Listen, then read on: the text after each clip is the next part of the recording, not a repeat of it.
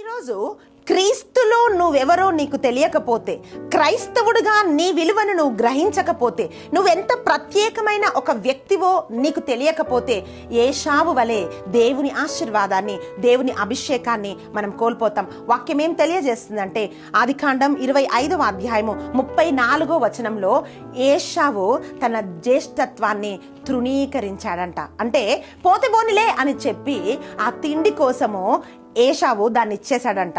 చాలాసార్లు మనం ఏమనుకుంటామంటే, రిబికా ప్రార్థించినప్పుడు, ఇద్దరు కవల పిల్లలు గర్భంలో ఉన్నప్పుడు దేవుడు అంటున్నాడు, ఇదిగో చిన్నవాడు పెద్దవాణ్ణి ఏల్తాడు అన్నప్పుడు కనుకనే ఏషావు దాన్ని వదులుకున్నాడు అని అనుకుంటుంటారు. కాదు ప్రియ సహోదరి, ప్రియ సహోదరుడా, ఇక్కడ వాక్యం ఏం తెలియజేస్తుందంటే, ఏషావు తన జ్యేష్ఠత్వాన్ని తృణీకరించాడు. ఎందుకు తృణీకరించాడంటే, దాని విలువ ఏషావుకు తెలియదు.